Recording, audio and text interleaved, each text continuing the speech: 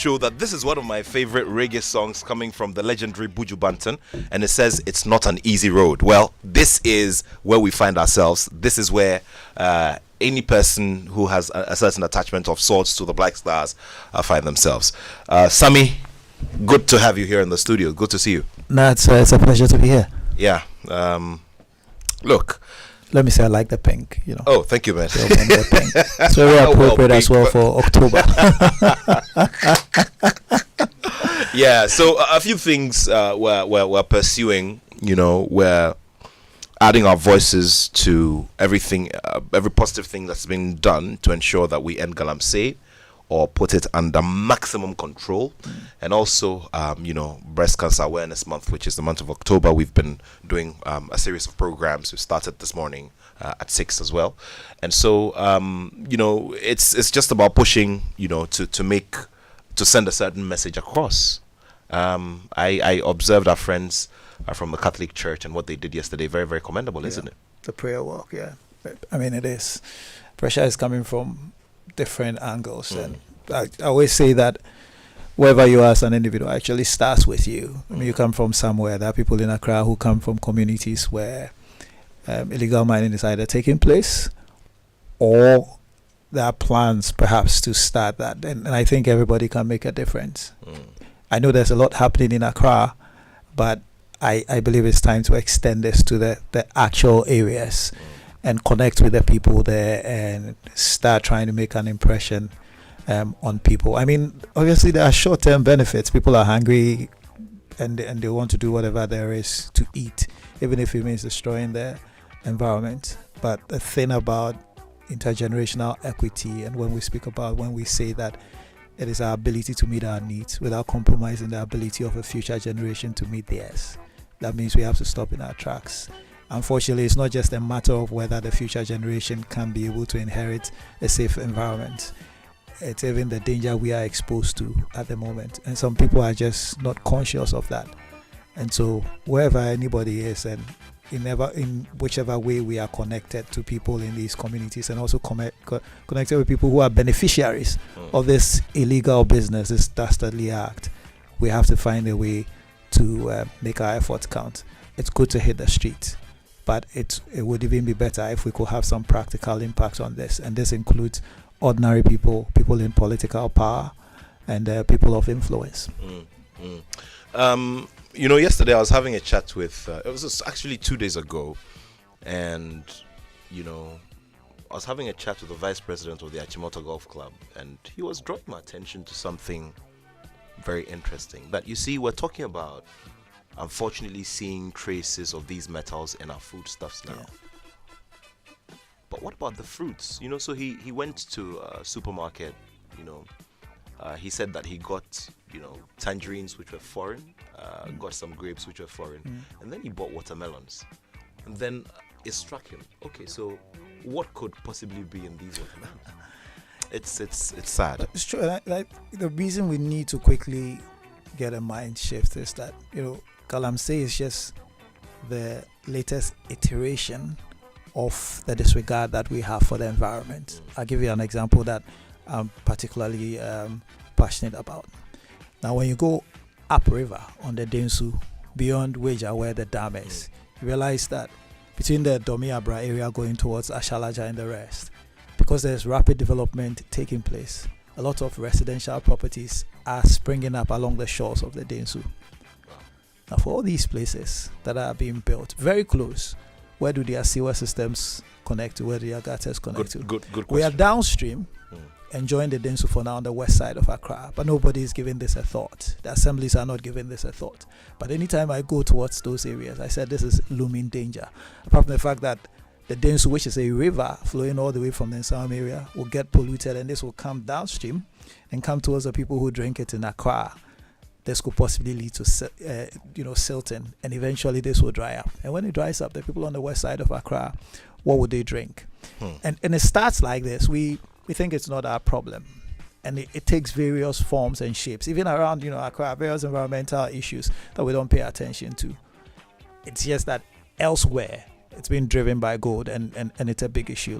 But when you open your eyes, you realize that the mindset is such that we don't take necessary precautions when it comes to the environment. It's like, yeah, man must eat, and then what happens? But what will happen in 20 years' time? Yeah, I mean, the other side of the story is when you go to these communities and you see the kinds of reactions that the village folk who are benefiting directly from this new craze of Kalamsey, you know. For now, it's stomach direction. Charlie, they don't want to hear. They don't want to hear. Anyway, but we'll see how it goes. Yeah. Let's begin with the build up to the Black Stars game. We saw all sorts of stimulus. First of all, the news that Partey, Pencil, and the like were going to be unavailable because of health issues, injury situations. Then came the famous speech by, the Ghana FA president. Got all sorts of reactions, and then the realization that our pitch was now good to go, and then the game, and then the reactions. Let's begin from the absence of these key players and whether or not you think it had any influence of sorts. And I'm asking this with the background that at a certain point in Black Stars history, we had talismanic figures in the team, and Abedi Pele not available, and everybody's spirit goes down. Yeah. This one is not in there. The mood and the because some players are more accustomed to each other and all of that. Well, look, withdrawals are not a good thing for a national team, especially if it involves crucial players. Your skipper pulling out as well, and one of the most informed players in our team at the moment. First, I have to say that, generally speaking, people may not realize it, but this has been one of the most prosperous periods within the Black Stars as far as talent is concerned. When you look at the pool of players we can pull from, and a pool of players who are playing in a very competitive level. You remember there was a time where there was this whole debate, which, after the ACN generation was like, show me a Ghanaian player who is playing at the highest level. And It was hard to pick players. Now you could look at the English Premier League alone and count so many Ghanaians who are playing there. So we have a large pool, but it doesn't detract the fact that when you don't have Partey in your team, it takes a lot away from your midfield, which causes the team to perhaps the coach to experiment. But then, of course, we missed Partey in a major tournament under a different coach. And we played that tournament, didn't we? So in a way, we have to be used to these things, especially because of the number of games they are playing in Europe at the moment. We should expect these things to happen. I remember watching Di Maria's documentary, and do you know that in the 2014 final, the reason he didn't start is that Real Madrid sent a letter to Argentina to say he's carrying a knock. We don't want him to play in the World Cup final. This is the World Cup final. For crying out loud. Can you imagine? So it's a bit more complicated now. I know people have said the guys are soft. How bad is the injury? We know when the international window ends, we'll see you playing. This is disloyal. But it's a bit more complicated than that. He's flying high in Arsenal. He has a starting role now. So perhaps this would not have been. And of course, this is coming on the back of a long layoff, Precisely. and a long recovery period. It gets there's the politics to it where it will be more precautionary than an actual situation. So we should get used to this. And for me, the fact that they were absent did not mean that we couldn't win that game against Sudan, which is what it is. Let's come to what we saw regarding preparation of the infrastructure, the main infrastructure for this game. There was the announcement that that Ghana had secured a temporary license to use the Accra Stadium for this game. And then it went undercover, the place opened up, and there we go, bingo. There was a lush green pitch. And yesterday, my colleagues made mention of something rather interesting, that during halftime when the sprinklers came out, it also generated a very big roar of excitement by the fans. Yeah. Own goals. That's what we've been scoring for a while now. I know people try to play down the impact of the pitch on the Kumasi result against Angola, but we didn't give ourselves a fair fighting chance with that pitch. And what happened just speaks of inefficiencies and ineffective sports administration in this country. I go to Accra Sports Stadium a lot, either to go and buy stuff from the tennis shop or just watch the young people play tennis every now and then. And I've seen the state in which it was until CAF decided to withdraw accreditation for the Kumasi Stadium, and the pace at which they worked for a very short period to get this done. And the obvious question is, did they have to come to this? Why did we have to suffer national embarrassment? This is the arena where you get your football results. It's a pitch. I mean, when you go to Europe, they don't even allow you to go near the pitch. You see a huge sign that says, keep off the grass. Even the players are not allowed onto the pitch until match day. For Wembley, the national team players just go to St. George's Park. The person who prepares the Wembley field comes to St. George's, prepares the field the same way. So they know training at St. George's is like playing on the Wembley pitch. The pitch is sacred because it means everything. And these days with coaching, there's a lot dependent on the state of the pitch. So if this is a very low-hanging fruit, why then do we... It was a major blooper. Why do we mess up this one? So for me, it's a state of inefficiency and lack of prioritization. The sports ministry should be ashamed of itself. It didn't have to come to this. Yeah, I saw the pictures. I saw the minister standing by, inspecting everything. Did they have to come to this? Why weren't we productive enough? Sometimes it appears as if, as a country, and specifically those who administer our sports facilities, and yes, the NSA may have funding challenges, but from the ministry's perspective, it appears as if we are unable to maintain multiple facilities at the same time. So you may have heard the impression people have that we pick one facility and we run it down, and then we move to the latest flavor in town, which is the fear that people have for facilities like the Legon pitch. Because the obvious response after Kumasi was withdrawn is let's go to Legon pitch, which is the new flavor of the day. But you've had Accra Sports Stadium there for a very long time.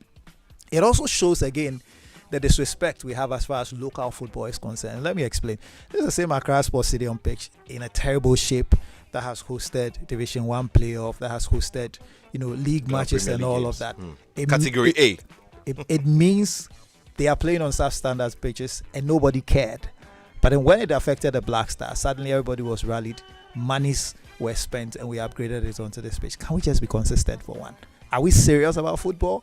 Are we do we feel proud to call ourselves one of the heavyweights of African football, a footballing nation, and still be as impractical as we are? It's double standards. If you want the sports to travel far, you have to back it up with the actions that you take. And for me, right now, we're just doing a lot of window dressing. And you can see that in the facilities across the country that we build. They are not fit for purpose. They are just short-termism. Those that are artificial grass, quite a lot of them are surfaces that nobody can play on at the moment. So what kind of game are we playing? The long game or the short game? And for me, it's quite obvious. It's a short game. And that would not ultimately benefit our sports. If you just joined us, we're here on the Joy Sports Link on Joy 99.7 FM. My name is Nathaniel Attoh, and here with me in studio is lawyer Sami Bartels, lawyer and a sports journalist. If you can, if you want to join the conversation with your thoughts as well on these issues, 055 1111997, 055 1111997. We're just trying to break down everything that has happened in the build-up to this last Black Stars game and situate the conversation within how realistic it is to jump out of this quagmire, this very tough situation where the Black Stars find themselves at a crossroads. So we saw everything that happened, and of course, some of the players came to give the attestation that, look, a good job had been done. Now, my question is, where do we go from here? Like the question I asked that boxer, which is trending on social media. Where do we go from here? Now we've done the pitch. We're waiting to see how Kumasi will look after, the close down and everything. And now I do not believe that would have the guts to take our eyes off the pitches again. Well, don't be so sure about it. There's going to be a transition, right? There's elections coming up. Definitely there will be a new government, right? Whether it's the ruling party or it's the major opposition party.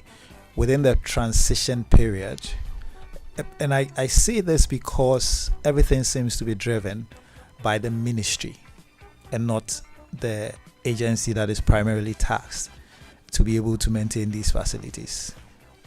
How much influence did the NSA have in what has happened over the last 1 month as far as the pitches are concerned? Or this is only because there was intervention from the presidential level and then the minister had no choice but then to move into action? once we are done with this round of qualifiers, what happens as far as the NSA is concerned? And remember, the NSA is always justified using the stadiums for other activities and the pitches for other activities because of IGF, internally generated funds. Have those changed suddenly? They haven't. Hey, Christmas in GH is coming up. What's going to happen? So we need some guarantees as far as the pitches that they are renovating are concerned. What's going to happen? Has something changed? Has the policy around the IGF and all these shows that take place at the stadium, has it changed? If it hasn't changed, as far as the precautionary measures and the facilities that allow you to still use the stadium for multi-purposes, right, but not negatively affect the pitch, has anything changed? I haven't had any guarantees. I haven't heard anything. So it's not about the one-off renovation of the pitch or the fact that you'd be able to keep it. It's all the other extenuating factors. And so far nobody's come out to say this is the decision that we have made. You know, Kumasi is big on funerals as far as the Kumasi Stadium is concerned. So you're going to do this renovation. Will the stadium be opened up to the local teams to use for the Ghana Premier League?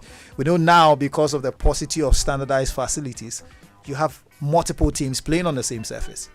Now that Accra is done with all the renovations, is it going to be opened up to the 3 or 4 clubs that play in Accra? And if it's opened up, what are the measures to ensure that despite the pressure on the pitch, we're able to sustain it onto the next year? Not just because, remember, Accra Sports Stadium will not be a Black Star Stadium where you move from just one Black Star match to the next international break. So I think we need something more comprehensive. What you need is a plan. And right now, I haven't heard anything. So that's why I say we wouldn't be too confident that the job is done and that you're going to see that lush green pitch and it's going to be in the same state by next time you're playing international football.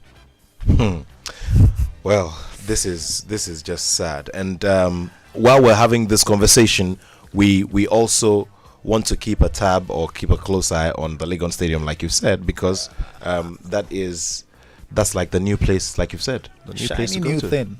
Yeah, let's overuse it. Everything goes there, and it has me worried. I visited Cape Coast recently, and you know that steel structure that goes over, that semi oval shaped steel structure. You see rust gathering gradually. You know, that's supposed to be like our version of the Wembley Arch, right? Yes. Yeah. And it's gradually gathering the rust, and it's not a pretty sight when you're close by the stadium. And you remember, for like a 3-year period, everything went to Cape Coast. The stadium hosted everything, including, remember that famous Wafu tournament that was hosted? Of course. So Kudus Mohammed's debut was there. His debut goal was there at Cape Coast. It's a similar pattern, move from one facility to the other. But can we say we have this number of A-class facilities and all of them have sufficient funding for maintaining them because of the obvious benefits? Now nobody will do athletics in Cape Coast because the tracks are not fit for purpose, so they would come to Legon. In fact, the Legon tracks are probably the only ones that they can hold good athletics competition on. So you can imagine how much pressure. And we've seen how many football matches have been referred to the Legon Stadium. So it worries me because I don't know what the sustainability plan is. And when it comes to sports facilities and their maintenance, sustainability is the last thing I hear from the facility managers like the NSA. If they're under the cosh, they might as well come out. We know that there's been turbulence in terms of their management, etc. But people would like some assurances that our national stadium and our national facilities will be taken care of in a particular way. Right now, those assurances are not there. So it looks like we will be moving from one crisis to the other. Well, and only right here, a couple of weeks ago, I had the president of Ghana Athletics also come in and talk about the track very passionately, because those Mundo tracks are one of 3 on the continent. We're hosting the next edition of the African Athletics Championship. And like you said, we should have strict rules around how we have people even walk up and down that place. True. It's very important. True. Absolutely. Anyway, we're expecting your messages. We'll be sharing with everyone else. 055-1111-997. 055-1111-997. Don't forget to prefix with +233 if you're outside of Ghana. And of course, once again, greetings to all of our friends who are watching our live stream from different places around the world. Let's now zero in on the game proper. On Friday, that was yesterday, on Game Plan, I was talking about the Kwesi Appiah factor. The Kwesi Appiah factor in the sense that this is a man who knows 50% of the Black Stars team that we have now. He knows the technical head. He's worked with him before. I mean, and our talisman in Kudus Mohammed is a man he's worked with. He gave him his opportunity, gave Jordan Ayew his first opportunity. I mean, so it sure was going to be a tough game by all standards. I mean, so the holding play that we saw didn't come by accident, did it? Yeah, this was an inside job, wasn't it? Yeah, it was. And you're right that he's intimately familiar with a number of the players, and he saw them through their formative years, and so he is able to plot exactly how to manage them. And there were too many instances where, as far as the Sudanese centre backs were concerned, there were 2v1 situations with our attackers, and it created discomfort for us and a lot of comfort for them. But now, beyond what Kwesi Appiah knows, as a Ghanaian who had coached the Black Stars, how much does he also know by virtue of his position as a GFA Executive Committee member, as far as our new coach, his strategy, and certain other vital informations that you would term as intel on the team that you are going to meet is concerned? And that's a very big question we tried to answer about a month and a half ago, right here on this platform. There are those who, in the eventual scheme of things, are asking themselves why Kwesi Appiah had to wait this long.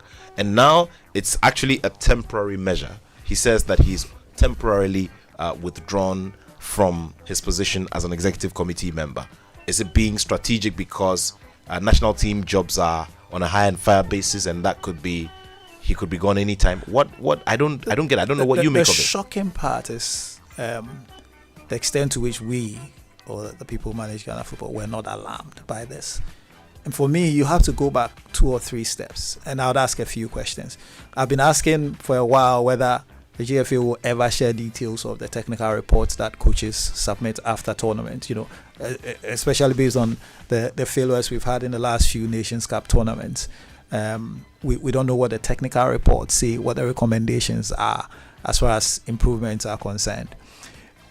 After the last Nations Cup, surely even Chris Hughton, although he was sacked in La Côte d'Ivoire, I'm sure would have submitted a technical report, and the FA's own technical team would have put together a technical report as far as the Black Stars in the way forward is concerned, right?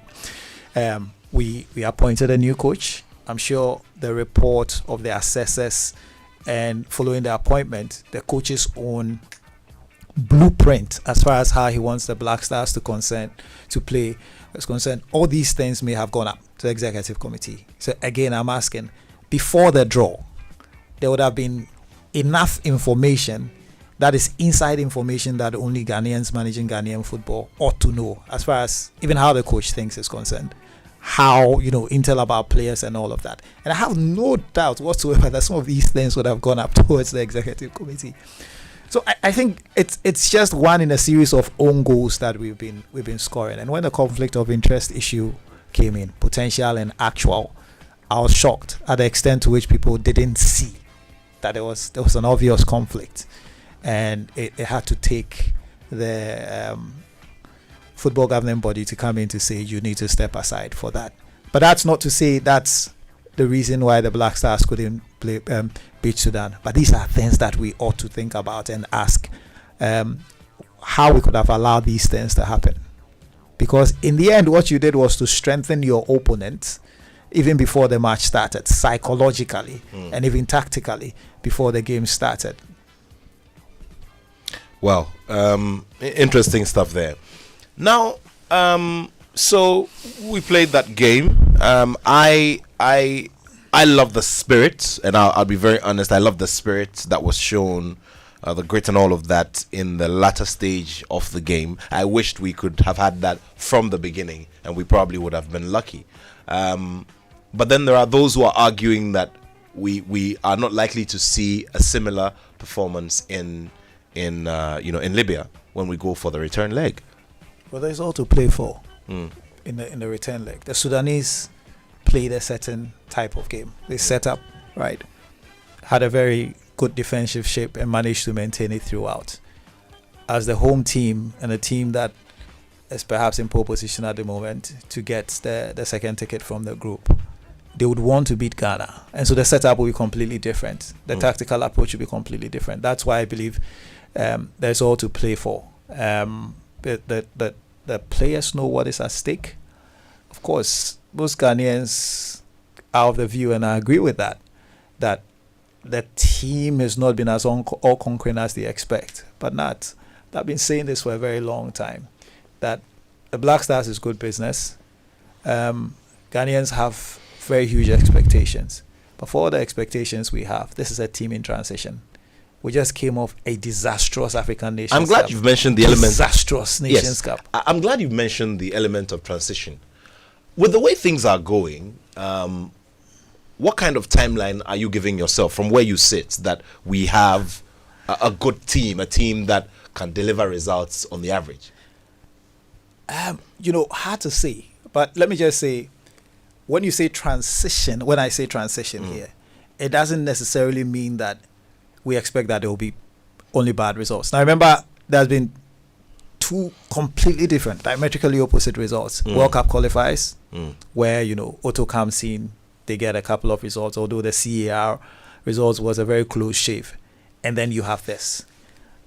But even those World Cup qualifier results had question marks about them because we pretty much ground those results. First one was smash and grab.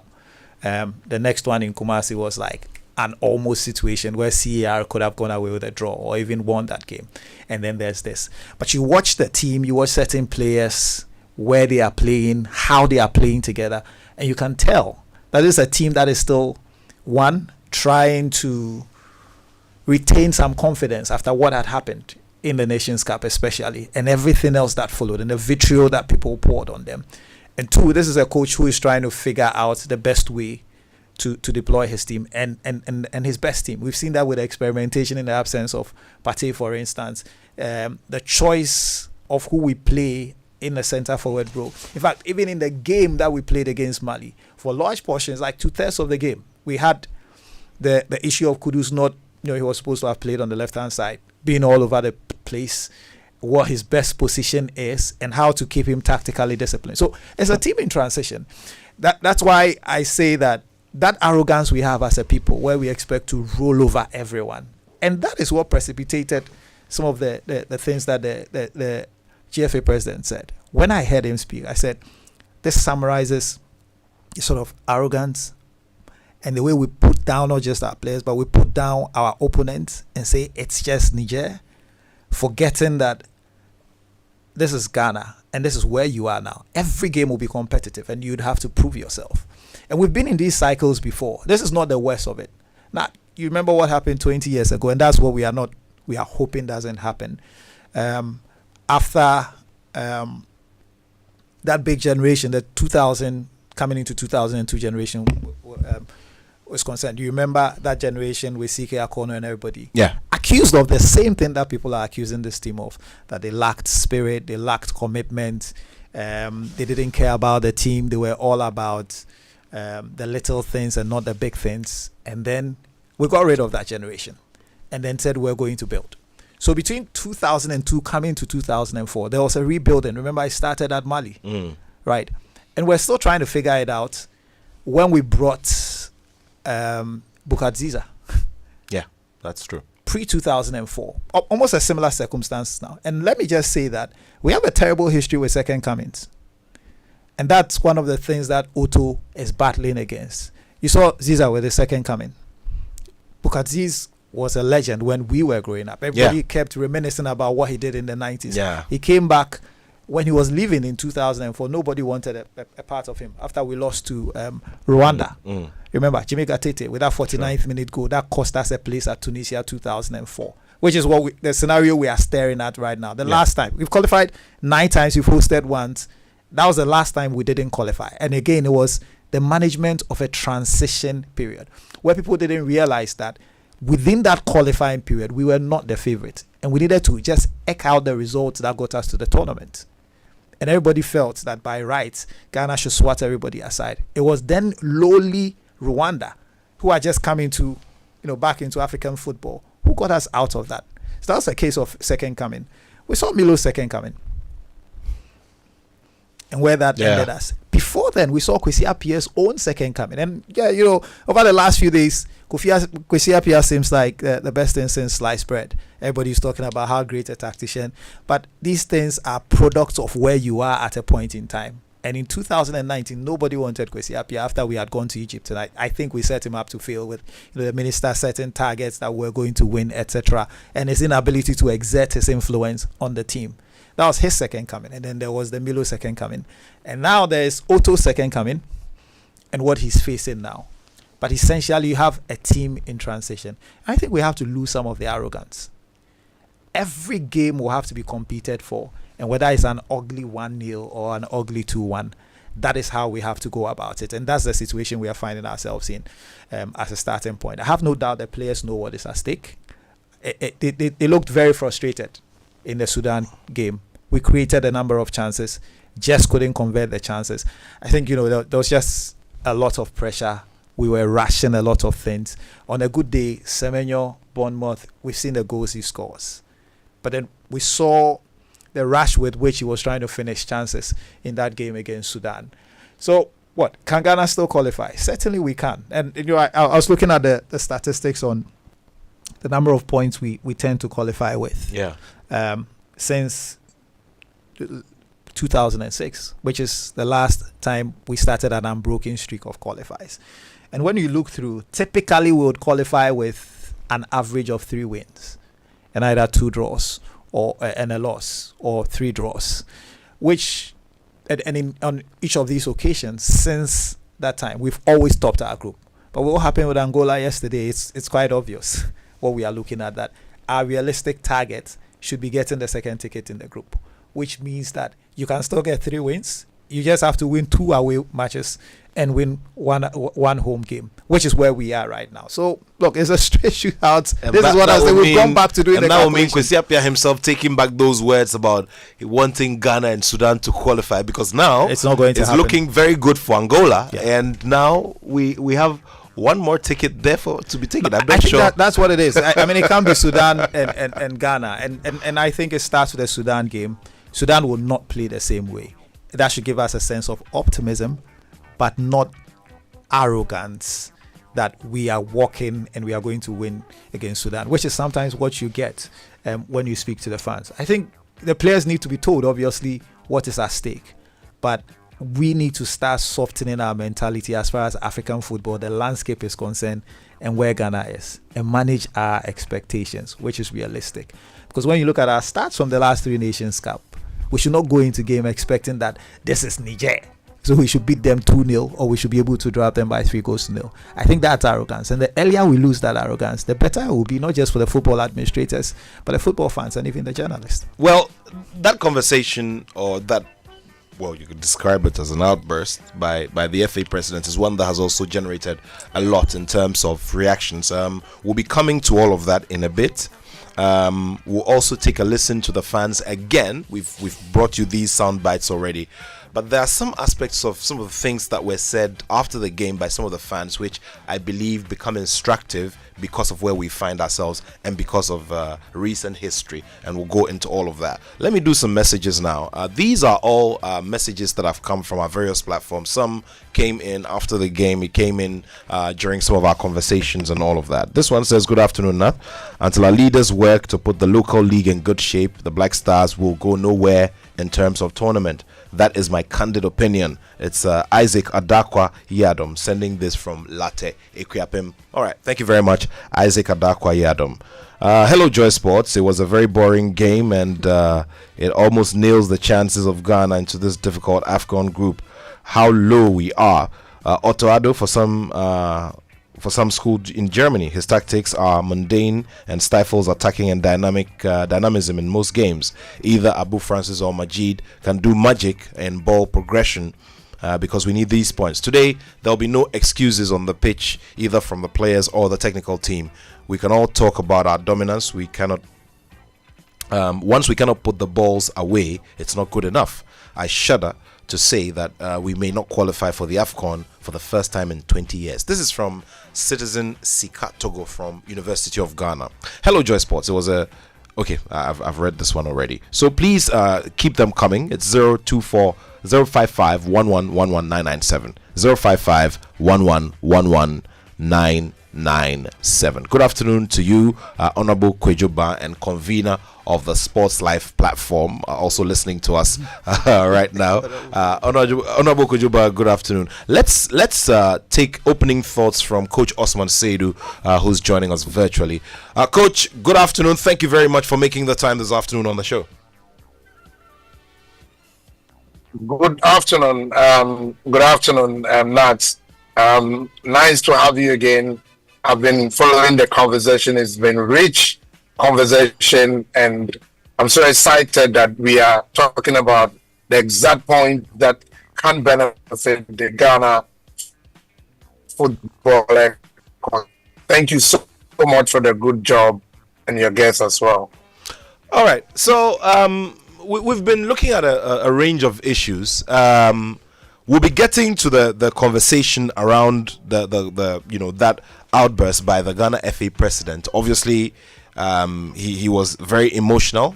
Those who could put themselves in his shoes could understand. There are those who are of varied opinions as well. We'll come to that very shortly.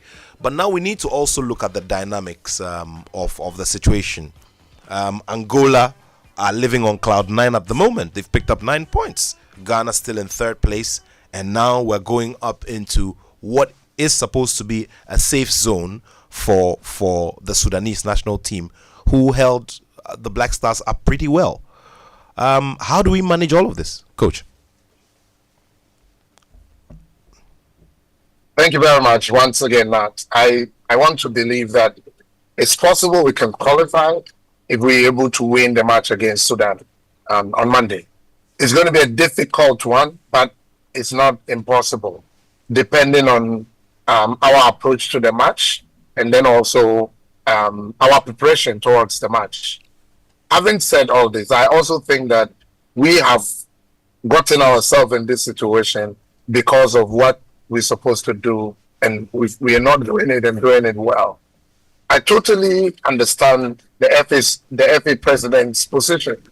I mean, he's moving to the stage of getting a little bit more. He's moving to the stage of getting a little bit more more confused and concerned concerning the performance of the players. But not having said all this, I think we also have to look at the build up to the game. Whether we're playing in Ghana or we're playing in Togo or playing in Niger or playing in Morocco was not very clear until the latter part of the week that we know that we are able to play in Ghana. At 1.2, we're hearing rumors that we are playing all our 2 matches in Ghana. Now we have to move to Libya. Now, Morocco. Now, the other side of it is that our preparation towards Sudan's match was not the best. We should not also forget the fact that we are playing against the Ghanaian who is coaching Sudan. He knows the team. He's coached the team before. He's played the team before. We are playing, he's playing against us with his assistant, also a local person from Ghana. So those dynamics would build up to the game, and really it did so. But we did not take our chances as a team when we were playing Sudan. We had the glorious opportunities to bury that game, but we could not do that. So going into our Monday's match, I would encourage that all Ghanaians should give the maximum support to the Black Stars, because football does a lot to the economy of every country, especially African countries. We also what happened in Cote d'Ivoire immediately after the African Cup of Nations. That was a huge boost. And if you're able to get that in Ghana, we will be more than satisfied, and that will build capacity of both the officiating, playing body, as well as our field of play. So for me, we should not give up. It's possible we could win.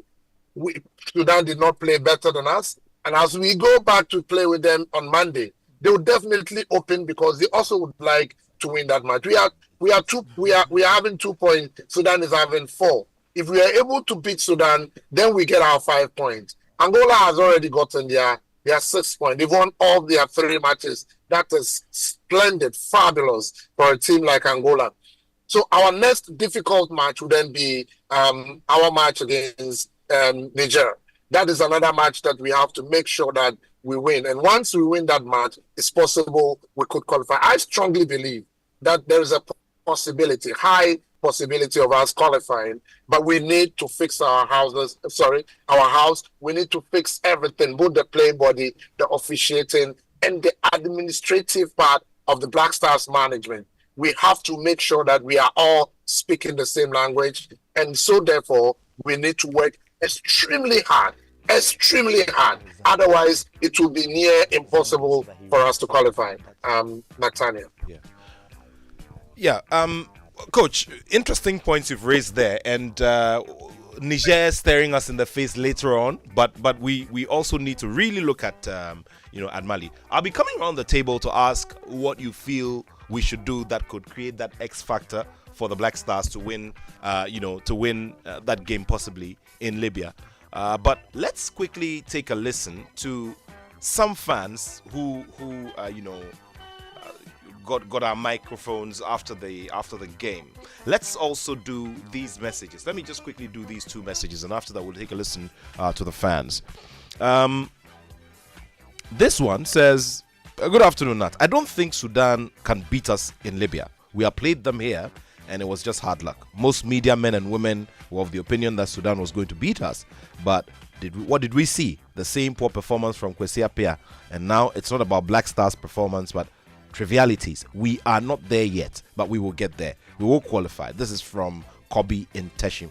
Charles Benoni Okain says, by the way of management of sports in this country, I would want to hold my thoughts except to say that if we don't apply common sense and always think about what goes into our pockets as managers, we will see worse things happen in our sports and soccer for that matter. The Ghana FA president, for me, is not up to the task. I'm sorry. Finally, let me say that let's leave Attoh to make all the mistakes for now. He will get it right soon because he has a good heart and an unbiased determination to succeed. Well, very instructive thoughts from Charles Benoni Okain. In fact, our last two messages coming from Kobe and Charles Benoni Okain. Let's take a listen to these fans as well, and then we'll come back and break all of it down. Let's take a listen to the fans now. We against Niger. When we want them, the 10 jersey they give to that boy, that new boy. The boy could never play anything. And they change that ball. And today too, our star boy, somebody who know how to play football. And we all know. They give him 10 jersey. They give him captain, fine. Allow him to use his 20 jersey. Never put the 10 jersey on him. We see our leaders, they don't learn from their mistakes. We use 10 jersey to give another boy in Morocco neutral ground. The boy didn't play anything. And that match we played draw. Today too, they give 10 jersey to Kudus. They force him to give 10 jersey to him. And today to look at the chance Kudus have. Because of that 10 jersey. You know, Koja Samoa, when they wanted to give him the 10 jersey, he said no. He don't like it. So the 10 jersey is the problem. Good. So what I know about football or about sports is that as a sportsman, you don't need too much pepper. But Kudus is eating kivo pepper and he's saying SSA. So wakuma honina SSA. Obeyada sago. The team is trying, but then they can do better. I believe that they can do much better. I get it to the end. They wasted a lot of chances. And we believe that with time, maybe when we go to Sudan, we can do our best, but then they need to improve. That's what I'm looking for from them. Because we came here with expectations to win. I mean, we struggled to even get into the stadium, but they disappointed us. So we believe that they can do better. Well, varied thoughts there from the fans, but we must also say that these are thoughts from fans. These are random thoughts from fans. So that comment about the brand we shouldn't take too seriously. Yes, I mean, hey, they are doing their business. They've been kind enough to identify Kudus as a top end brand who can bring them maximum visibility and sales. Nobody should go hunting them for it, but that just tells you the extent to which football fans can go when they're disappointed. The first one talking about a jersey number. This is not the first time that we're hearing issues of jersey numbers. Kwejo Asamoah and switching from 20 to 10. Today it's Kudus switching from 20 to 10, and now he even has an extra responsibility of leading the team. Let's talk about that, because I put up that in some comments after the game, and one person disagreed with me and thought I was trying to do to single out Kudus, and I explained myself to the fan. Now, look, this is a rare situation. Kudus has had a very fast rise in the national team. He's worked very hard. Nobody can take it away from him. But then he finds himself leading the team at this very crucial time. It comes with extra psychological trouble and burden, isn't it? I mean, it does. Look, it's a very difficult position for Kudus to be in. And remember, he's had a difficult relationship with the national team. The injuries that prevented him from playing in certain tournaments, people questioning his commitment. He had to come out with statements saying that he didn't feign injuries. This was the Nations Cup before the last. He came into that Nations Cup not fully fit. Just when he seemed to have been, hitting the ground running in that crucial game, Ghana went out. So he never really got to build on his momentum into the latter stages of the tournament. So people think he blows hot and cold, and it's also a product of where we find ourselves at the moment. You can't have one player carry the team, and unfortunately, because of some of the poor performances, especially in the Nations Cup we've had, that the relationship with the fans is quite toxic, and we have to accept it for what it is, and credit the fans that despite the numerous threats to boycott the Black Stars, somehow they keep gravitating back to the team. It just shows you the extent to which Black Stars is enmeshed in, every football supporter's heart. How many times have people not said Black Stars mean support to Omobium? But if nothing at all, they will go and sit by the TV or ask what the score is. So people are very passionate. They've been hurt too many times. This is a one-way toxicity where it's always the Black Stars hurting the fans. And for quite some time now, the fans have deserved something better, which we don't have yet, again, because the team is in transition. But what I'll say is, when fans are hurt, it's not always that the responses are rational. People will find any explanation. And in finding an explanation that allows them to sleep well after such a performance or scoreline, I mean, apart from the quote-unquote investors who lose money because the Black Stars have lost, I know you know what I'm talking about. For the fan, any explanation that dulls the head will come in, including the number 10. And of course, there are fans who also are superstitious and who believe that there are things that happen spiritually that affect the team, or things that we are not doing. Remember, there was a time, I think, when Kwesi left, some fans felt we were not greasing the wheels. Some even felt we were not going to the spiritual sources because they had attributed our success. And on that note, I'll say good afternoon to Philippe Troussier, wherever he finds himself. Philippe Troussier, did the right thing and went to see the native doctors. The French white witch doctor. Yes. That's what he was called. Yes. Wasn't it, Philippe Troussier? So fans will advance a lot of reasons. Some will take seriously. Some we will not take too seriously. But they are entitled to their views because they are hurt. And something has to be said. But again, we should not underestimate where we are at the moment as the Black Stars. Well, let's come to you, Coach. Coach, you deal with players. You go around the country scouting players and all of that. This thing with what color of jersey we wear, the number a player wears, does it really matter? Because we're having to hit on this point because it's something that the fans are concerned about. You heard them. Yeah, absolutely not. It matters a lot beyond what you're thinking about, but it depends on where you stand. For instance, I will not have any spiritual connotation around the number of jerseys, but I can tell you that it has psychological impact on the players. I mean, even at the younger age, if they're used to their number 7, number 8, and you change the jersey for them, it affects the performance because they don't feel comfortable. So yes, it does have a positive and a negative impact, dependent psychological. Let me repeat it again, not spiritual. I don't believe that jerseys and numbers play football spiritually. I strongly believe that it has an effect. It has a psychological negative impact if they are not comfortable with the number they are using to play. I mean, unusual number. Let me add that one too as well. So for me, I mean, the supporters have the right to say that more so coming from a history of Kojo Asamoah where he says, you know what, I don't want to play with the number 10. I prefer the number 20 because I don't have any issue. I mean, let's be open about this. You and I know that if we unpack this number 10 issue, it will boil down to certain area that I don't think we want to talk about.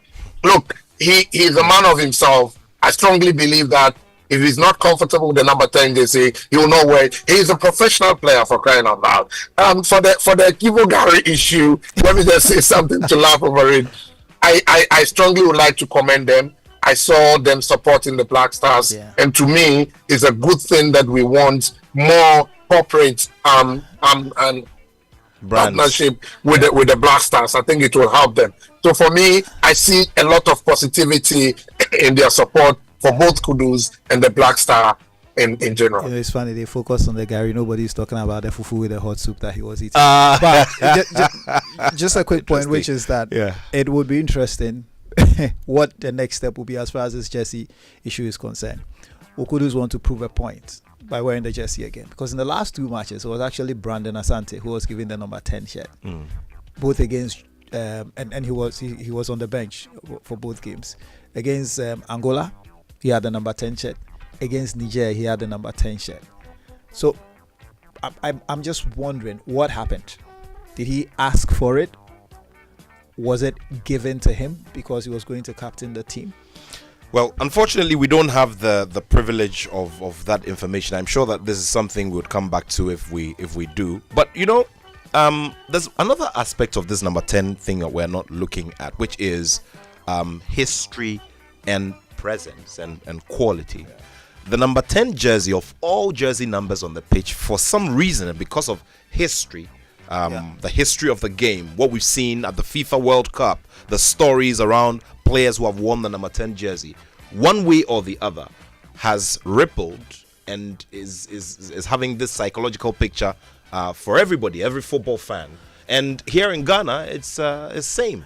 The legendary Abedi Pele. I mean, I am a product of the Abedi Pele generation, and look, we will never touch Abedi Pele's image. We saw Abedi Pele play. Sometimes when we sit back, my producer says he saw Mubarak. You saw Abedi Pele play? No, I don't think you did. I grew up in Alajo. Wow. So I saw Abedi Pele more close up than most. Because he lived in Alajo with his brothers, and he played at the Alajo 1 and 2 school park. Yeah. His boys, he grew up at some point in Alajo too. So, the days of the ponytail. Man, everybody wanted to do a ponytail. He used to pop up, on that part. Everybody, I remember when we were playing what they call Adadabi football at Richard.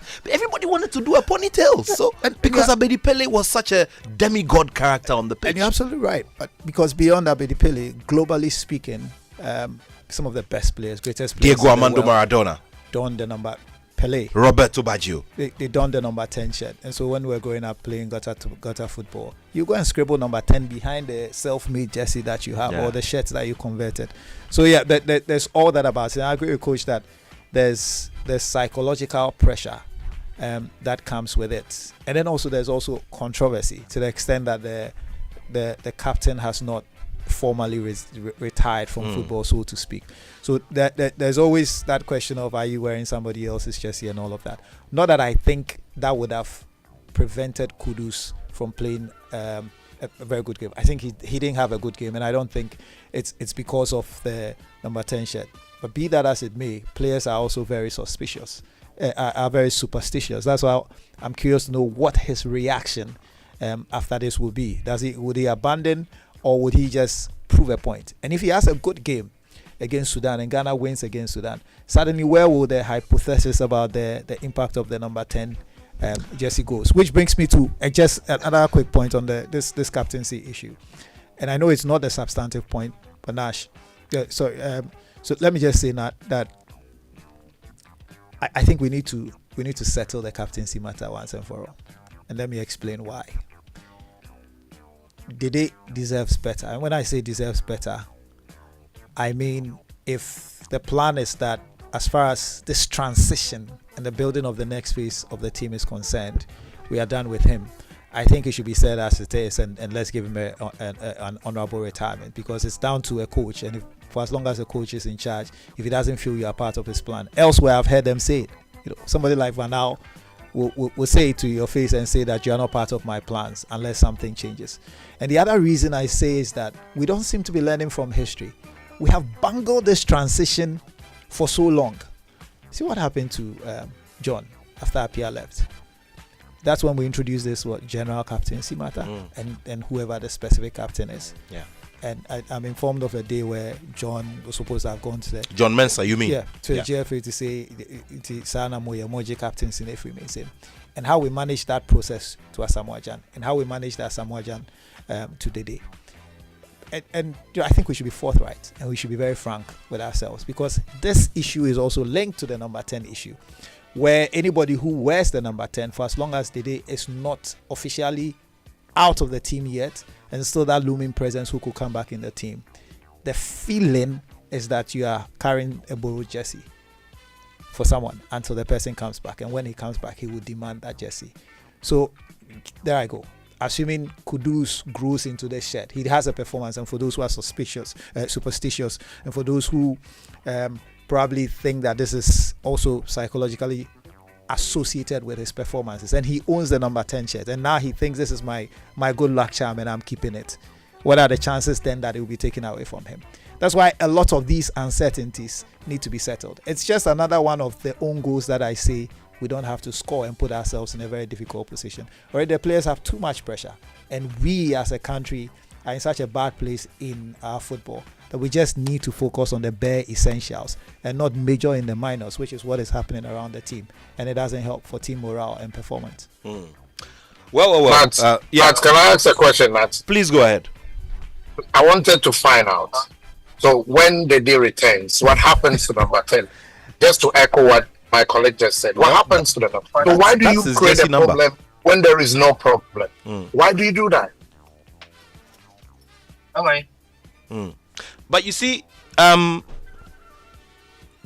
these things come up. Like I said, this is just one fan out of the many. I mean, out of the few we spoke to, representing the thoughts. And you can imagine this man in his stand, wherever he watched the game from in the stadium, having this conversation and influencing the thoughts of other fans who probably may not have brought their minds to this particular matter. You see, so this is the context, and it becomes very, very interesting. Sometimes somebody feels, this is not so necessary, but then it becomes necessary, and these questions have to be asked. It's as simple as that. Anyway, let's talk about the Ghana FA president and the conversation he had with the team. We've got bites. We've got some bites. We need to revisit. Let's revisit it, and then after that, we come back for the thoughts on how it possibly may have impacted the psyche of the players, and then we'll talk about a very interesting element of the operations of the national team, which is having a fixed position for a team psychologist. Something we're lacking. We haven't had this stable and this stability for that position of a team psychologist since we left Germany in 2006. Let's take a listen to Keto Kweku first.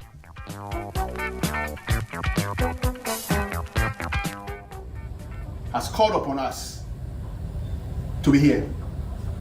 If we remember that we are Ghanaians, you have your family members, you have your friends, you have your loved ones, Ghana should always be a name that will be ringing in your ears all the time.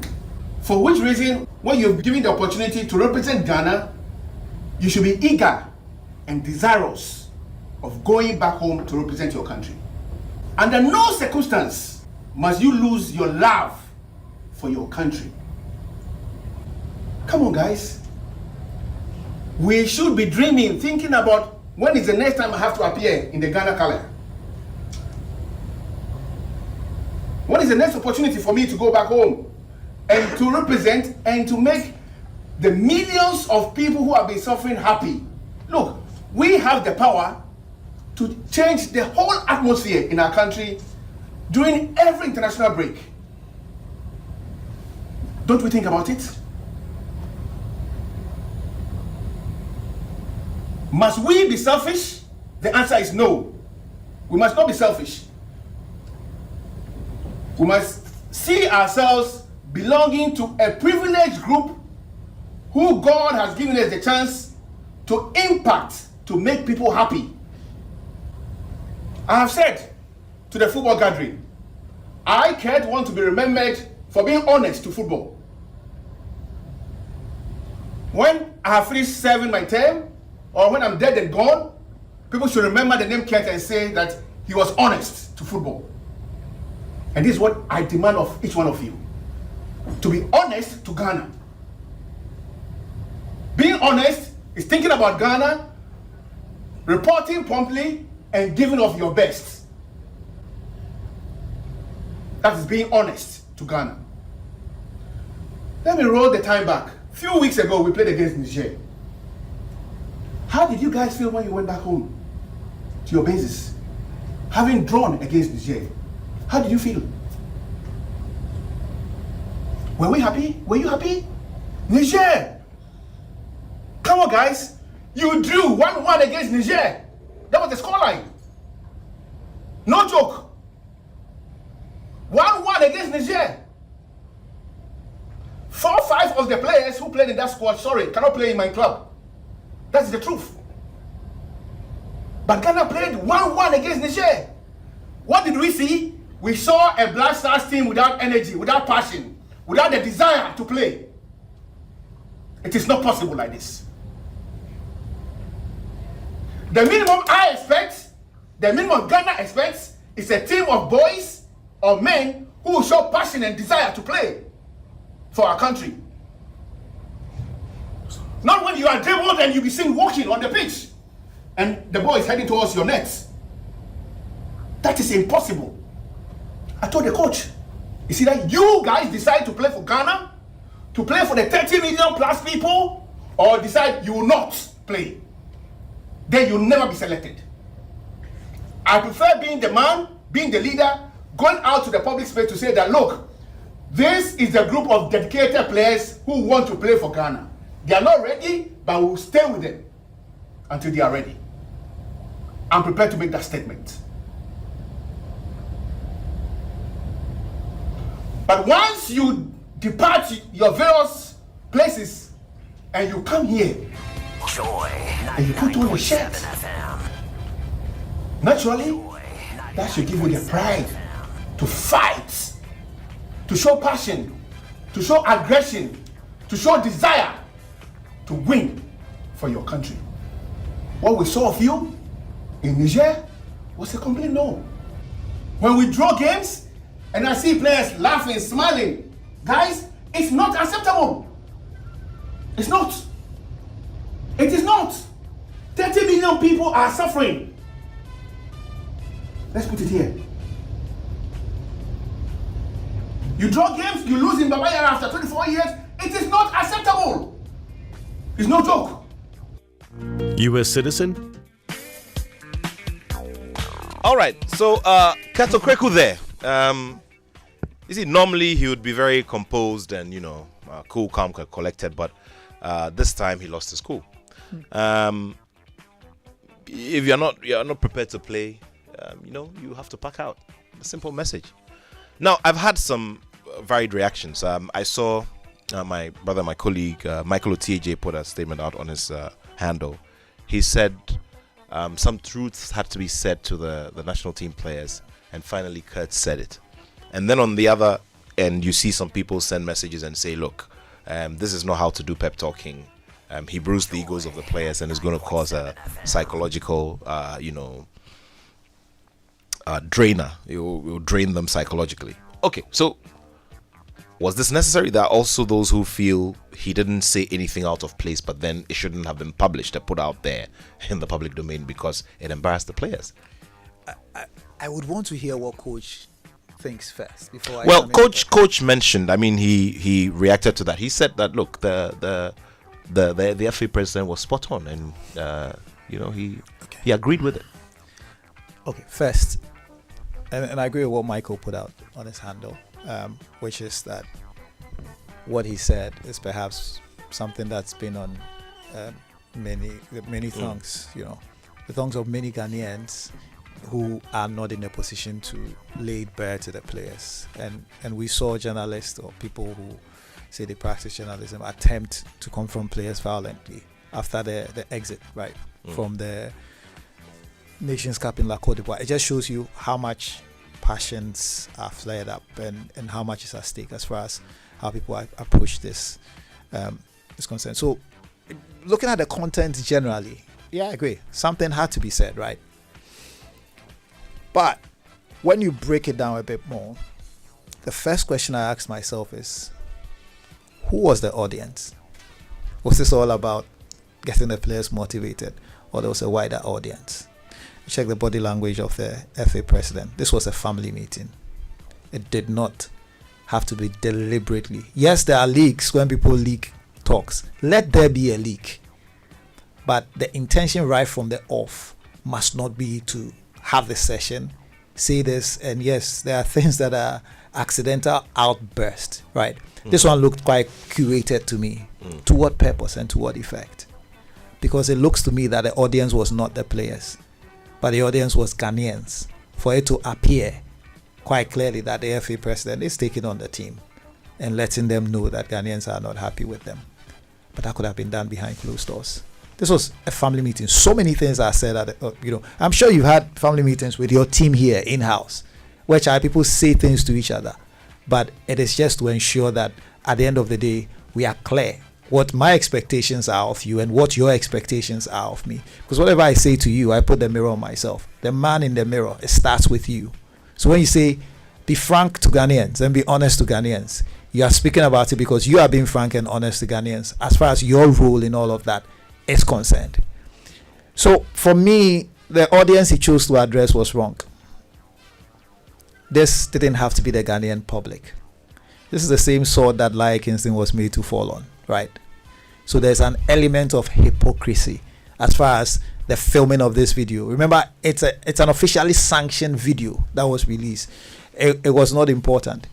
This point could have been made without attempting to embarrass the players, because we work in media. We see how there was a shot on him and there was a reactionary shot that were taken off each of the players. Jordan, right? Kudus, Jiku, and the like. Yeah. Look, these guys and where they play and the pressure that they are under with some of their teams, they know what is at stake. And the pep talk would not be new to them. And there are certain key elements. Very obviously, there are differences. And I don't know if the FA president on the sidelines of this had approached the key players. Because in every group, there are the guys who make things happen. And this happened, Kwesi Appiah's time, everybody's time. You know who was calling the shot. You even know where the clicks are and what the issues are. And you sit people down and say, Charlie, you for do for us. This is what we expect from you. This is this. We've seen this with some of the other guys, or this or this. How can you guys correct it? Because there's usually a hierarchy. There's the FA president, but there's a place for a coach. So if it's come down to the FA president to be doing this pep talk, then what is left for the coach to do? If it comes down to the FA president now saying that if I don't see you perform, you won't be called, it's a loaded statement. And I'm not surprised people are interpreting it to be a reaffirmation of the fact that he calls the shot and he could decide that somebody he's not impressed with should not be called back. But at the end of the day, are we looking at things through the eyes of the FA president or the coach? Right. There are things the coach may see and think that this guy satisfied me in the specific instructions I gave him. And the FA president might vary on that. So for me, there was a certain, the way this video came out and all of that, there's a certain latent lack of sincerity that compromises what he sought to do. And especially because things didn't turn out how we expected in the Sudanese game. So it raises questions as to the method he chose to go with. And I thought also, for the length of time he spoke and all of that, this was information overload. Charlie, the guys, they don't need all of that, right? You could have been more specific and said just what you wanted them to know before they went out there. Add this to whatever coaching instructions. I didn't get it. It was too much overload. And I think in the end, that's why this didn't hit the mark. And I'm hoping that, look, he'll put a mirror to himself and realize that this grandstanding doesn't necessarily end up with the results that we need. And I've made this point, and I'll make it again, that the put downs and the demeaning of our opponents is not in our interest. We have said already that people think we are all that. The last seed you want to sow in the minds of your players is for them to underestimate their opponent or think that this opponent is not up to my level, especially when you have failed to advance from the knockout stage into the knockout stage of the Nations Cup since 2019. So it may have been well intentioned, and the content in a closed environment and on a different day may have hit the mark. But to the extent that this was curated, and I believe the audience was not the players but the people of Ghana, makes this fall flat. So he undermined the very thing that he set out to achieve, and that's my opinion on this. Coach, I was having a conversation, ahead of the 2022 FIFA World Cup in Qatar with Ghana's first team psychologist at the World Cup, Dr. Infojo. And,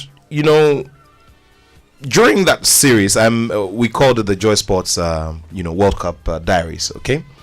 And very interesting tales were told. Now, Dr. Yao Infojo told me about an exercise, a special exercise, a psychological, boosting exercise that he did with a Samoa-Jan, which led to him scoring our first goal at the FIFA World Cup. And a Samoa-Jan, when he featured on that show, corroborated the story. Now here we are, how many World Cups down and how many appearances down, don't give any regard whatsoever to that role of having a professional psychologist and having that role as fixed as the head coach's role or as fixed as the assistant or the goalkeeper's role. Now, there are those who also make the argument that, listen, for those of us who sit here and complain, or if the FA sits back and complains of lack of resources because of which they can't have an elaborate backroom staff like a German national team would have, then we don't have any business doing the football. If we want to go, drink deep or taste not. That's what they say. Okay, Coach, tell me about this whole bit, because we're talking about issues of the mind, and there are technocrats who are specially trained to handle these things in sport and in football for that matter, and these people are available, but we don't have them, and we seem to be hitting this angle a lot, and it seems to be also resulting in the kinds of results we're recording. Coach,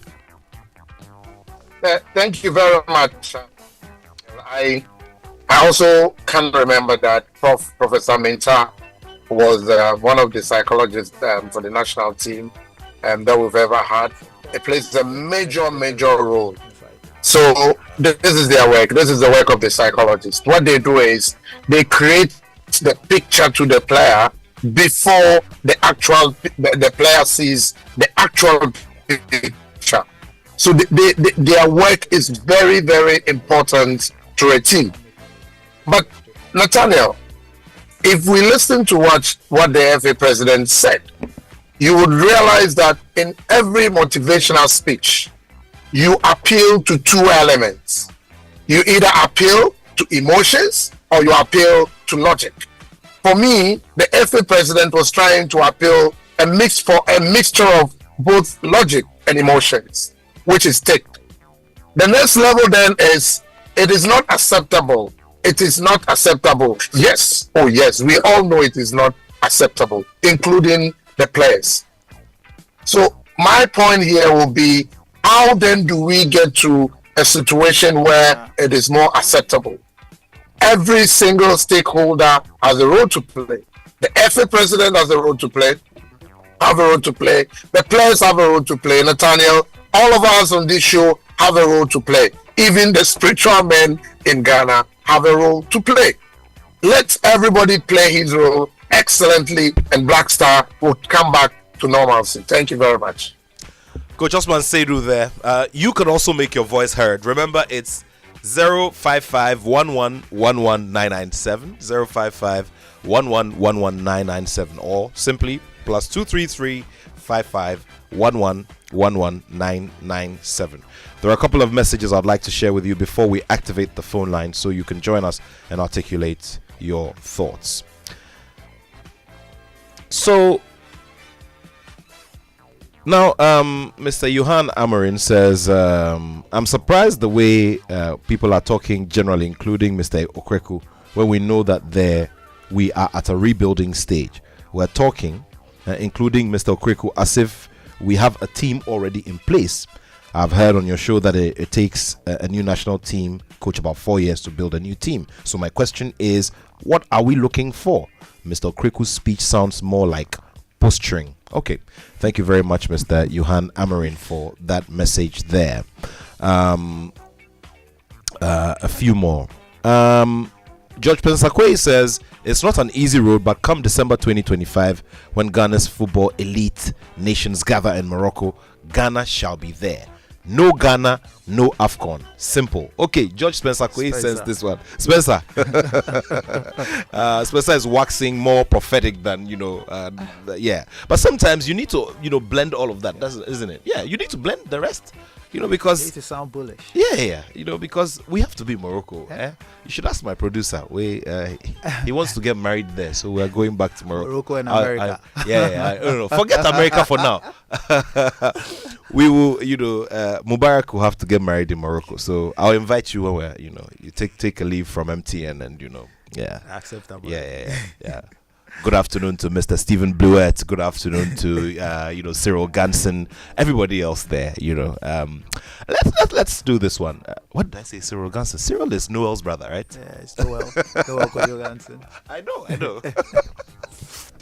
All right. So, good afternoon, Nat. Jersey numbers do count, but not when you are giving the number 10 jersey. It's a big deal, and Kudus deserved it. Now, to add to the captain, will even help Kudus to move more everywhere on the pitch. Look at Rafinha in Barcelona now. Kudus will do same for us. This is from Kobe in Teshi. There's this other one that says, why is the coach wearing black? Somebody tell him to stop wearing black. He won't win games. Here we go again. Now, this one says, my name is Four Legs, reporting live from the African branch of Manchester United, Ghana, specifically the Black Stars. We struggle to make the top 4. If we struggle to make top 4 in England and in Ghana, qualification will be very difficult. The decline of our teams started years ago, and the result is just what is manifesting today. The fast food approach to doing things will fill you.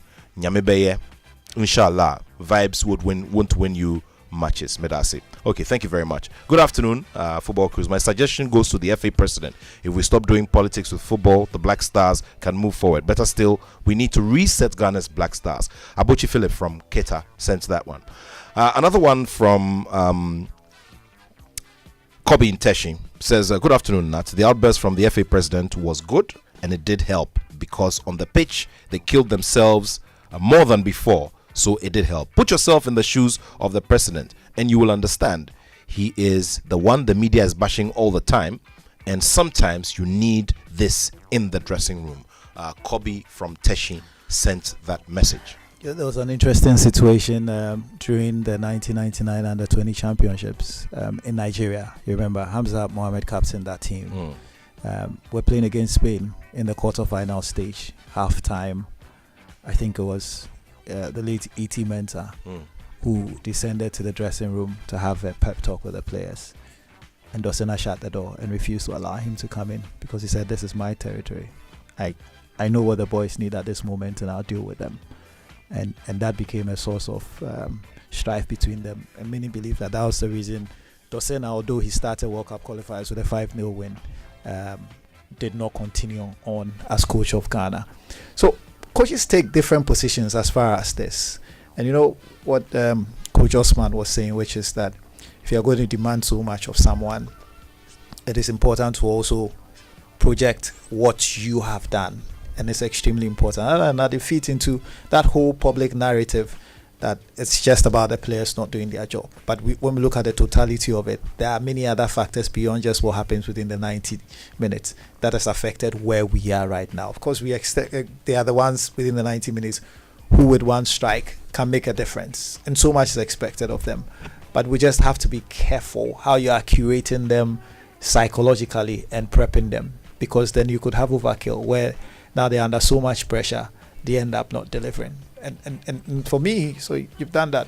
What does the coach do now, and what does the coach tell the players?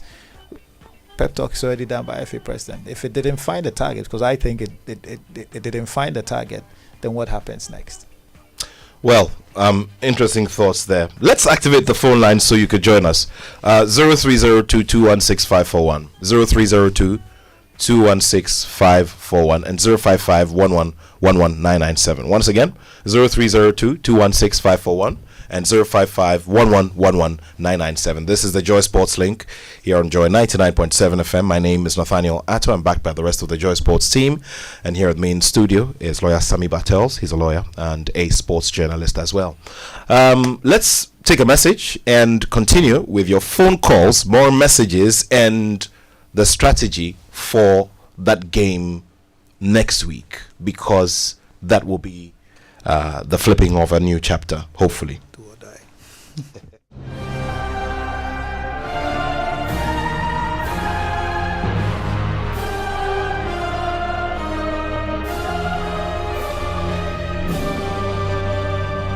It's back. Oh yes, it's back. The Joy Sports Invitational Tournament is returning with a big bang. On Saturday, October 26, 2024, the University of Ghana Stadium will be buzzing with excitement. Get ready for a day packed with thrilling corporate sports action. This year, we've got it all. From the CEO's penalty shootout to the epic battle in men's football, women's penalty shootout, 4x100 meters mixed relays, mixed sack relay, volleyball, and basketball free throws. Of course, the board games will be taken care of. There will be Scrabble. There will be drafts as well. Esports is not forgotten, and there'll be a worry and so much more. Which company will reign supreme? Don't be left out of the fun and the competition and all that unbeatable Jama showdown for the special Team Spirit Award. To register your company, call or WhatsApp Slevin on 0540-106-466. So mark your calendars. October 26th at the University of Ghana Stadium. The Joy Sports Invitational Tournament is proudly brought to you by Joy Sports, the thrill of the game. McDan Group, your trusted partner for cutting-edge business solutions. The luckiest. Luck is everywhere for everyone. Caveman Watches. Be remembered. Joy Sports Invitational Tournament. Play for peace.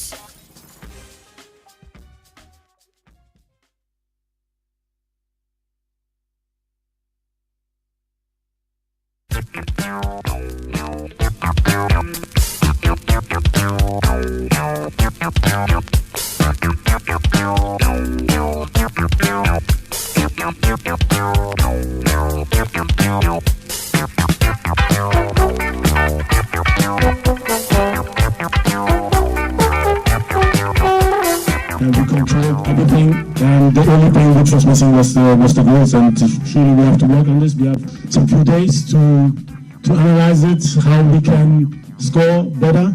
The chances were there, a lot of chances, but this is football. This is football. Sometimes very, very hard, difficult for us. So now it pains even more. The Niger game pains even more. And also the last minute goal against Angola pains even more, because today again we did well, and there's nothing much I can say, and just the results. And this is the most important thing in football. It's not correct, and I think we deserve to win, but we didn't. And we will stay positive, and we will beat them away with the same performance, the same passion, the same creativity up front. We will beat them away. Surely we will try to train finishing and give them confidence. That's all. This was the only thing which was missing. The spirit was good, the passion was there, the defensive discipline was there. It's just about to finish the actions. That's all. That's all. And yeah, Sudan was very lucky today. And next time we see them in Libya, they won't be lucky. Then we win. That's all.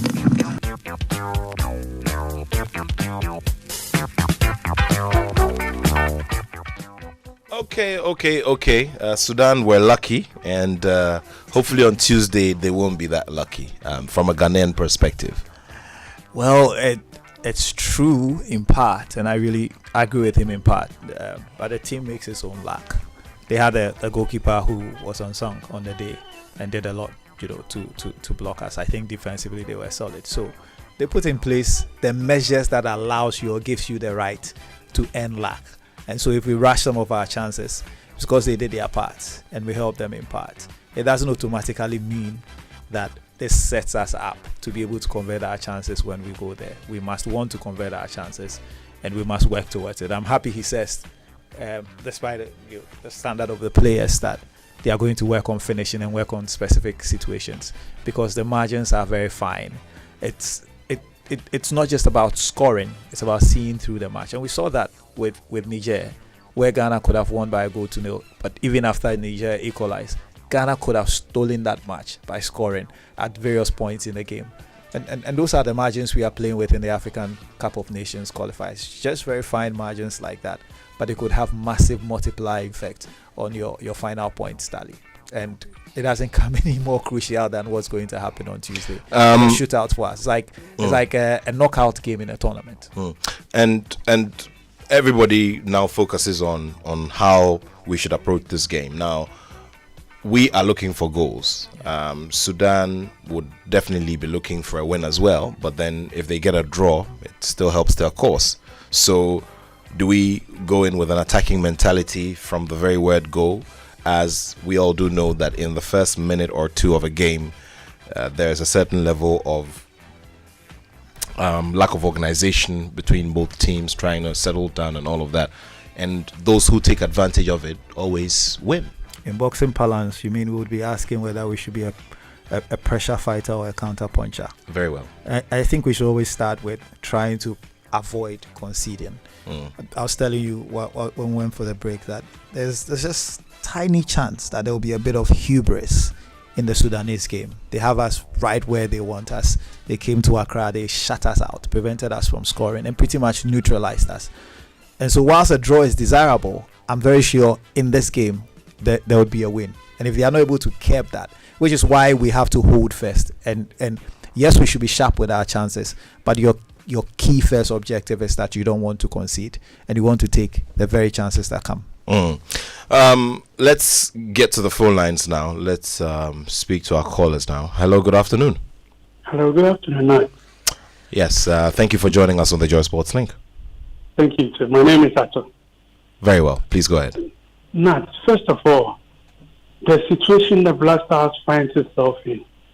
Let's blame the committee that picked the coach. The committee that brought the coach. Secondly, the coach what is his qualification? It's a different thing being good at sporting talent, and it's a different thing coaching. A whole blaster, then you give the whole team. What is his impact on the team? What is his impact on the team? Sorry to say, Ghana will not qualify. Thank you. Thank you for your message. Thank you very much. 0302-216-541, 0302-216-541, and 055-11-11997, 0302-216-541, and 055-11-11997. You know, there are conflicting positions as to what Attoh's mandate is, and the FA president let it slip a bit when he told the players that he's told Attoh that if you don't deliver, you would have to go. When after the Nations Cup, most people felt that we needed to take our time, and based on which game we were playing, the long game or the short game, then we could decide how we're going to do the next appointment. Remember that the FA president, the FA effectively rushed into this appointment. So the thinking is that there's a very clear mandate, and I'll just hold on, and then after you pick the call. Very well. There's a message from Mr. Thompson. Says my only disappointment with your panelists is that none of them have told us what ought to be done technically on the pitch to make us win the next game. Okay, sir. Let's see if we can come up with a few things here. Hello, good afternoon. Good afternoon, Nad. Hi. I hope you are fine. Great, thanks for asking, and welcome to the show. Thank you. This is Joseph Nko. Very well. How are you? Well, by the grace of God, I'm fine. Please go ahead. Okay. So I would first of all like to applaud all the stakeholders of the game for playing our rules very, very well on that day and even after the match. Starting from the supporters' point of view, we could realize that they came in their numbers If you look at the Ghana National Supporters Union, they were there in their numbers as usual, and we supported the team from the blast of the whistle up to the end. The GFA also did their part, and most especially to the sports ministry. Honorable Mustafa, Jamal, and the entire sports ministry, they did what was expected. I've always had another point that imagine this match was played on a neutral ground. They would have used it as a yardstick, but it's because of the neutral ground. That is why we have played a draw game. But here is the situation where the sports ministry was able to do what they were expected to make sure that at least the Accra Sports Stadium was ready for the game. Then you were only supposed to go and get the 3 points for it, and you couldn't make it. In fact, it was so painful. I quite agree with the coach that yes, Sudanese were lucky. Looking at the number of chances that we got and squandered it. That is why we always pray for luck when we are going for games like that. I think the coach will have to put it, the technical team will have to put their acts together and make sure that anything can happen. In football has its own way of disapproving logic. Yes, we can get a draw here, but we'll go there. In fact, it's also going to be a neutral ground over there. We are not going to play the game in Sudan. We can go there and make sure that we raise the flag of Ghana high. Because gone are the days that we used to owe bonus. The national team, we used to owe them bonus. Plane tickets was problem. And now everything is done for you. We don't owe you winning bonuses. We don't owe you any plane ticket or whatever. Go and then exhibit the talent that we have to sell out the name of Ghana. So what is your problem? You were complaining about the pitch at the Baba Yara Sports Stadium. Now you have a standard one. You have the supporters there. Why do you have to let us go through this? I am pleading with the playing team, the playing body, that they should go and make us proud. There is nothing that is impossible in football. They can make us proud because we have invested a lot. Other national teams are facing problems. Very well. Our Ghana Premier League is suffering, but we pump all the money into the Black Stars, and you are disgracing us. It's becoming unbecoming. Very well. Thank you very much. Very well. Thank you, Inko. All right, so let's try to figure out the approach. I mean, we started. I was asking about when to start the press, when to sustain the press, where we would see ourselves operating from, and how generally we're going to approach this game. I guess the first part is what the coach said at the end of his press conference. We need to score. What failed us against Sudan was because we couldn't convert any of the chances we created, and there were very good chances, at least 3 or 4 very good chances. So we need to take at least one of those chances. But I always say, forget what Attoh may have said at his unveiling about playing champagne football. He's a very pragmatic person, so he knows that he will still be the away team, and when you are the away team, primarily you have to ensure that you are not overwhelmed and you don't concede early, because that destroys your game plan and that forces you to go and chase the game. So solid defensive organization. You don't need to create too many chances, but you need to take those that you create, and it's as simple as that. Against the Sudanese, thankfully we are very familiar with the Sudanese in playing these qualifying matches, and even when they were playing in Omdurman, at the times that we have played, about 3 or 4 times when we have been in their qualifying group for the Nations Cup, we were able to go there and get some very crucial wins, some 1-0 wins, some 2-0 wins. This is on neutral territory for starters. Hopefully we'll be playing on a very good pitch that the players will settle on. So if we take our chances, Nat, I'm still quite optimistic that this team can go and play against Kwesi Appiah's team and win, especially because Sudan are probably smelling blood and they will come out to think, let's finish off the Ghanaians, which might be a very good opportunity. I don't think it's lost on the players at all what is at stake now and after what has happened. And if they can correct those mistakes, why not? What I think we should avoid is this whole player blaming and putting everything squarely on the players. It's unnecessary pressure, and it might actually backfire. Very well. Let's take our final caller. I'd like him to do this in 45 seconds if he can. Hello, good afternoon. Hello, good afternoon. Good afternoon, and you and your panelists. Thank you, good afternoon. Please go ahead. My name is Adam Montagwe. Please go ahead. Calling from Sukakofo in the Volta region. Please, I'm not here to attack anyone or anybody. Let's call a speed a speed. At this time, let's call a speed a speed. The problem is, look at coach, the current coach.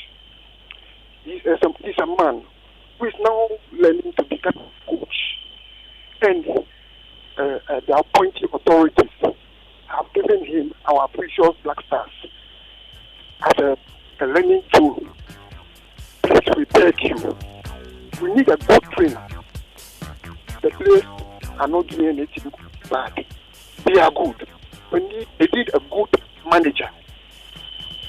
Even if we cannot get anyone from abroad, we have some local good coaches. Former star Abdul Razak, the current coach Oscar Ogunati, Bashir Hefo. There are so many ones around. Why are you doing things like this? We beg you.